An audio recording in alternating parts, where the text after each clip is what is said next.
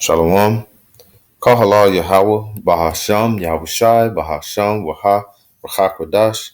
Double honors to the apostles of Great Millstone. Peace and blessings to Yakim, pushing his word in truth and sincerity throughout the four corners of the earth. This is Amathia from GMS Dallas camp, and wanted to go into this lesson in this video here is showing that the U.S. is about to run out of diesel fuel. All right, the U.S. is about to run out of diesel fuel. All right, now it's been speculations that, and it's been articles like, what I'm saying, that the U.S. only has possible, well, in certain, I think in the northeastern region, or however, it's 25 days left of fuel or diesel fuel, or it might be less than that now, because that was about 3 days ago. So we're starting to see things, hey, turn up. Like Apostle Tar theme is what? The year of turn up. All right. This is the year. Okay. And now we're starting, like I say, we're seeing wars and rumors of wars. We're starting to see famine occur in different places. And when you look out in the world, and just especially here in Dallas, Texas area, you're starting to see more and more people that are without homes now. And it's getting to a point where this is not going to be a turnaround thing. All right. You got to think it's about to get cold now, and they're going to bring out what? It's going to be another pandemic that's possibly about to occur. And we know this is all Esau's agenda, and the Lord is setting things up, through the Spirit. These things are coming. All right, I'm going to go ahead and play this, but before I do that, let's get this precept here. This is Ezekiel 35. All right, and I'm going to start in verse 2. It says, Son of man, set thy face against Mount Seir and prophesy against it, and say unto it, Thus saith the Lord power, Behold, O Mount Seir, I am against thee. I will stretch out my hand against thee, and I will make thee most desolate.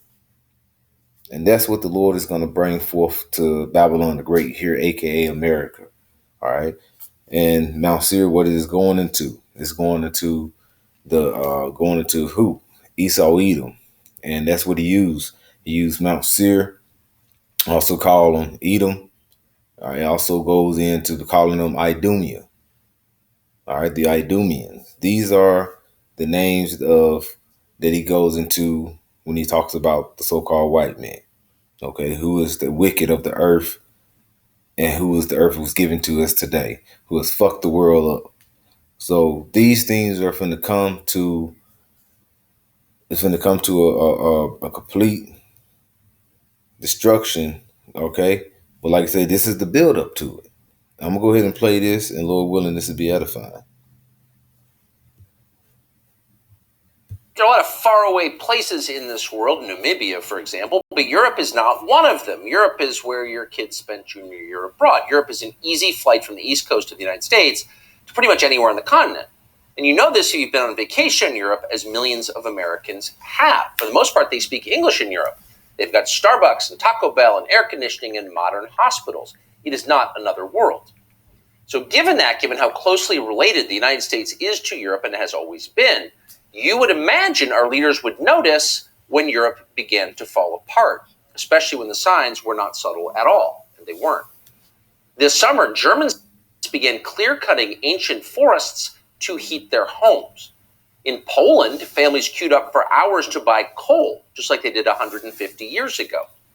In the UK, the government projected that more than 10,000 Britons will freeze to death, will die this winter for lack of heating fuel. Freeze to death. In England. That is not supposed to happen in a first world country. So Europe. And I could say one of the reasons why they're saying that now, because what just happened not too long ago, that pipeline that goes through what feeds them, like I say, that natural gas and different things that feeds it from Russia to Europe was just blown up. And like I said, speculation that they're trying to say, how did that happen? Because it was so many inches or feet of enforced steel, and they were like, how did all that just bust? So they try to say it was sabotage, right? Somebody actually blew it up. And who said they were going to stop it? America's president. He said that If Russia goes to war with Ukraine, they were going to stop that pipeline. Now, this is going to affect the allies, right? America allies, like you said, the European countries. Okay, that's where when we go into the 10 horns hating that whore, Revelation 17:16, and the 10 horns which thou sawest, the beast, these shall hate the whore, and shall make her desolate and naked, and shall eat her flesh, and burn her with fire. And this is going to be the build up to it, because if that's the case, and if this turns out to be true, then what's going to happen?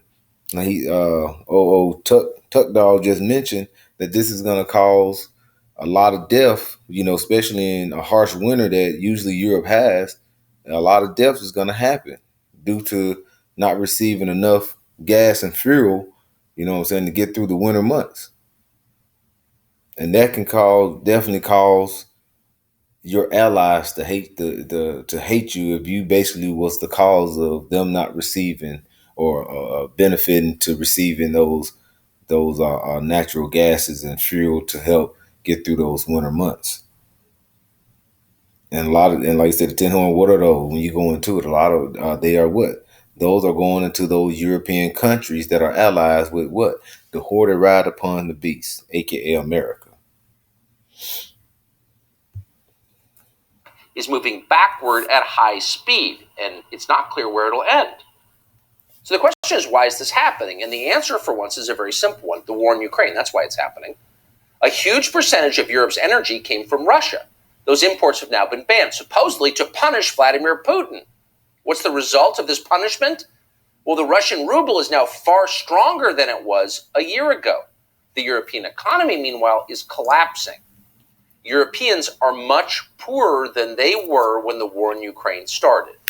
So how is that a victory for Europe and the West and democracy? Well, that's a fair question. It's an obvious question. But no one in Washington appears to be asking that question. Instead, the Biden administration is doubling down on the self-destructive mistakes that are destroying the European Union.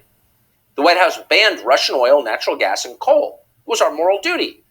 And then at the same time, the Biden administration crushed domestic oil production here by canceling oil and gas leases. And then, as if that wasn't enough, the Biden administration sold a piece of our strategic petroleum reserve, maybe this country's most important resource, to China. None of this hurt Putin in any way. All of it impoverishes the United States. So what could possibly be the justification for doing that? We've wondered. Anyone who's paying attention has had to have wondered that. Well, this week, Congressman Jamie Raskin of Maryland, of Bethesda, answered that question. Russia is an Orthodox Christian country with traditional social values. And for that reason, it must be destroyed, no matter what the cost to us. So this is not a conventional war. This is a jihad. Jamie Raskin said that out loud, but many in Washington agree with him in both parties. They would like to see World War trans immediately. So what is a jihad going to mean for you? Well, the details are stunning. Thanks to the Biden administration's religious war in Ukraine, this country is about to run out of diesel fuel. According to data from the Energy Information Administration, by the Monday of Thanksgiving week, that's 25 days from now, there will be no more diesel. So what's going to happen then? Well, everything will stop. That means trucks and trains and barges all unable to move. Farm equipment will shut down. There will be no deliveries because there will be no trucks. There will be no diesel generators. And then inevitably our economy will crash because everything runs on diesel fuel. All right. Now you see how this is going to cover the whole earth with this. This is what we're seeing that's starting to happen. And this destruction is coming. All right. 2nd Ezra 15. All right. It's behold, saith the Lord, I will bring plagues upon the world, the sword, famine, death, and destruction. For wickedness has exceedingly polluted the whole earth, and their hurtful works are fulfilled. See, and the fulfillment. See, the wickedness has reached up to the heavens. You know what I'm saying? Esau's wickedness reached up to the heavens. Because you got to think a lot of these rulers and leaders that they're talking about, European countries, America, Russia, all these are a lot of what? Wicked Edomites. And it's coming to what? It's a reach to heaven, and it's going to start, they're going to start destroying one another through the spirit of Yahweh Shah. He works the mind of these kings, you know what I'm saying? And it's going to set up for what? World War III. Before we start seeing that, you're going to start seeing famine and death. Because if you don't have no diesel, you're gonna slow the trucks down, the trains, all these things are gonna slow down. You won't have no transport of what? Goods. You won't have no transport of food, right? Different supplies, these things, the necessities. So this is gonna get to a point where these stores, they're gonna run out of the necessities, the essential things that you need. And a lot of these stores will have maybe 3 days worth of supplies. So now you're going to start seeing more of the uproar of the people. Okay. All these things are coming into one. And it's going to bring forth, as we just read, through the whole world, like I said, going from Europe, America, all these different places. It's going to bring forth the sword, famine, and death. Because when people can't eat, they're going to find some way to try to get some type of food. And if they see you with something, they will kill to get it.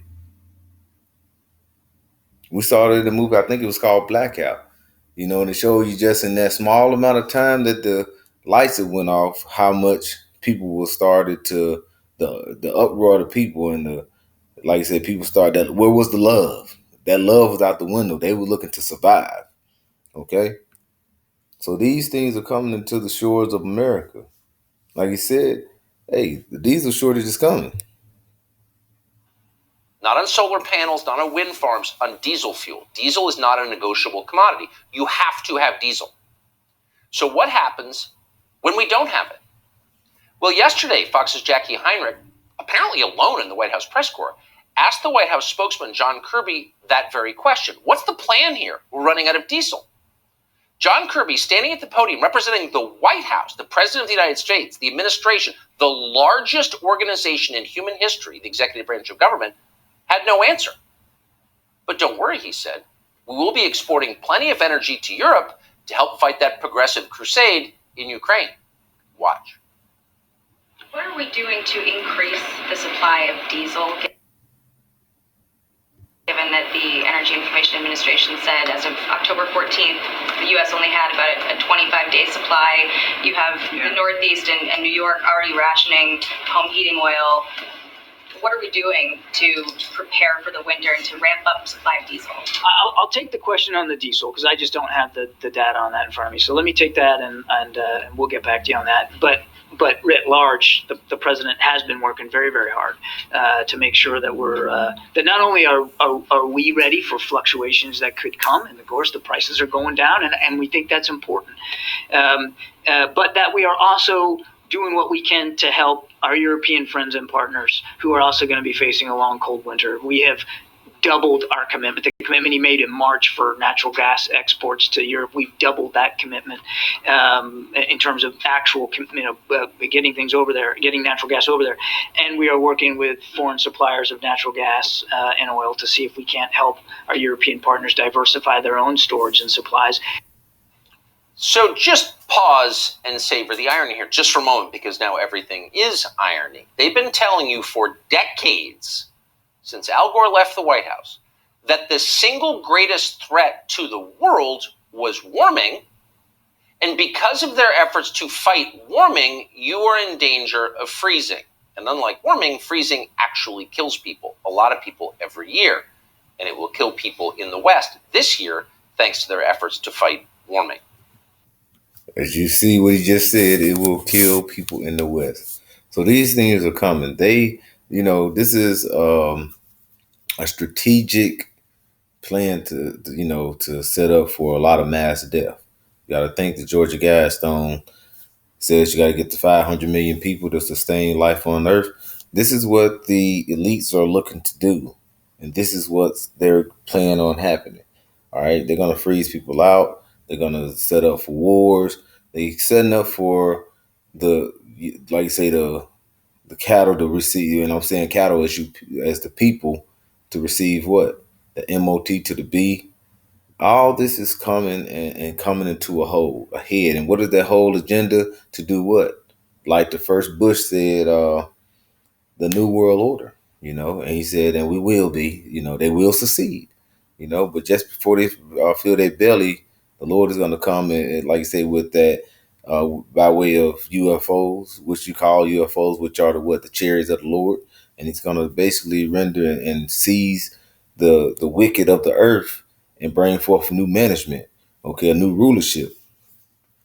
But before that happens, a lot of death and destruction is going to come. This is at 2 Ezra 15 and 14. Woe to the world and them that dwell therein, for the sword and their destruction draweth nigh. And you see how they keep saying the sword, all right, the famine, the sword, because when people are in need, they will do what they'll take full extreme measures, you know what I'm saying, to get what the necessity they need. Because people, they'll kill before their family go to starving. They'll kill before they starve. And the sword is not just a regular sword. The sword goes into what? An instrument of death, an instrument to kill with. So that could be the gun, that could be with a knife, you know what I'm saying? That could be with a hammer. Whatever they use to kill you and take your goods, that's what it's for. That is the sword. So read that again. For the sword and their destruction draweth nigh, and one people shall stand up and fight against another, and swords in their hands. All right, so it's going to be people that's going to be out fighting one another. You know what I'm saying? When you see, what is that, Black Friday? Yeah, Black Friday. I think that's after Thanksgiving, when everybody would be running to the store trying to grab all these goods, and be fighting over them. This is what it's going to be like just out in the world. And these women thinking they're going to be out in the world just lollygagging and moving around. No, just like on the book of Eli, you ain't gonna be able to be as a woman to walk out in the streets by yourself. Even when you're going to get food, you're gonna, as men, you can't just be walking along the streets for everybody to see you. You got to be going and ducking and dodging just to go get a bag of rice, and then duck and dodge to get back. Hopefully nobody don't bring that sword to take your goods before you get back home. And it's not going to be where people just going to be calling on their cell phones. All these things is coming to a knot. And that's what we've been out on highways and byways preaching about. We're letting you people know that, hey, everything that you see, all this comfortability is coming to an end. 2 Ezra 15 and 15. All right. For the sword and their destruction draweth nigh, and one people shall stand up and fight against another with swords in their hand. For these shall be sedition among men, and invading one another. They shall not regard their kings nor princes, and the course of their actions shall stand in their power. So this is what's coming, all right? This is what's coming to America, all right? A man should not, I'm going to just go ahead and read on through. It says, a man shall desire to go into a city and shall not be able to. And for because of their pride, the city shall be troubled, and the houses shall be destroyed, and men shall be afraid. A man shall have no pity upon his neighbor, and shall destroy their houses with the sword. All right, and spoil their goods because of the lack of bread and for great tribulation. If these trucks are not moving, you're not going to have bread. You're not going to have food. You're not going to have your necessities to survive. And it's going to be madness out here. You know, all this love is going to show that that's all a lie. Okay. And people are not going to hide it you know what I'm saying, under their breath now. It's going to come out in full blown hatred because they're looking to survive. This is what's coming to America. This is what's going to come to the shores of where you think is comfortability. All right. And this is the start of it. You know what I'm saying? So with that, Lord willing, this was edifying, giving all praises to Yahweh, Bahasham, Yahweh Shai, Bahasham, Raha, Rahakradash. Double honors to the apostles of Great Millstone. Peace and blessings to Yaakin, pushing his word in truth and sincerity. Shalom.